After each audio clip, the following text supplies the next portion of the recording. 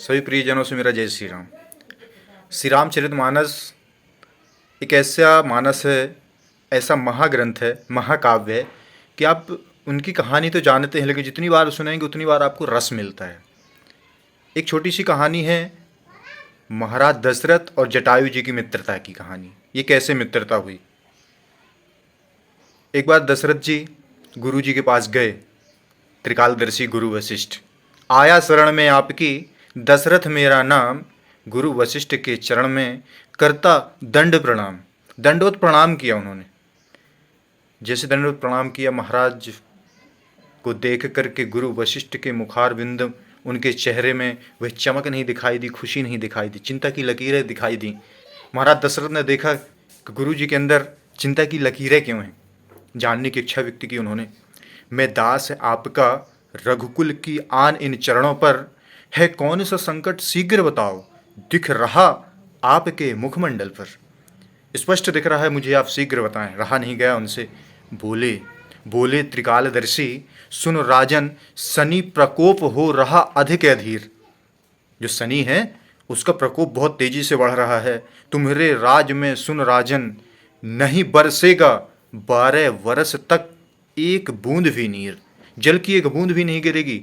जिस ग्रह का वेदन शनि करने जा रहे हैं, उससे आपके राज्य का विनाश संभव है।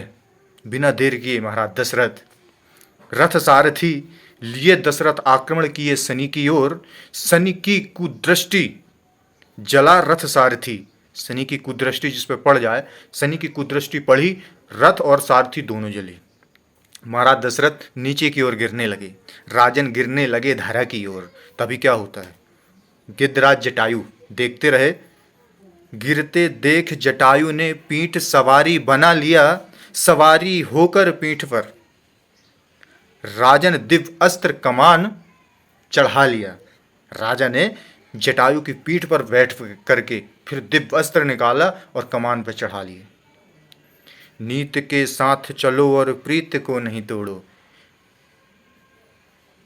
जैसे ही शनि ने यह जान लिया कि महाराज दशरथ नीति के साथ हैं, प्रजा की रक्षा के लिए ऐसा कर रहे हैं, स्वयं के लिए नहीं कर रहे हैं, तब उन्होंने क्षमा याचना करी और अपना निर्णय बदल लिया, जिससे कि प्रजा की रक्षा हुई। और यहाँ से महाराज दशरथ और जटायु की बहुत बड़ी मित्रता स्टार्ट हो गई। महाराज दशरथ ने कहा, आपका ये उपकार मैं कैसे चुका सकता हूँ। जटायु जी की कोई संतान नहीं थी। उन्होंने कहा कि मेरा एक यह एहसान आप ना मानिए, लेकिन मेरी आपसे यह प्रार्थना है कि आपका जो पुत्र होगा राम है, वह राम मेरा अंतिम संस्कार करेंगे, क्योंकि मेरे पास कोई पुत्र नहीं है। बस इतना उपकार कर दीजिए। अब वह ऋण चला आ रहा था, जिसे मर्यादा पुरुषोत्तम भगवान श्री राम ने वनगमन पर पूरा किया।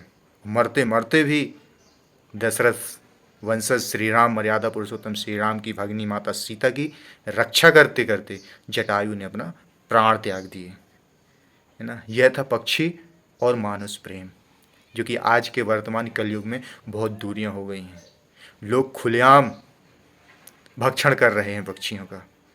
बस मेरा उद्देश्य कहानी का यही था कि इस भक्षण को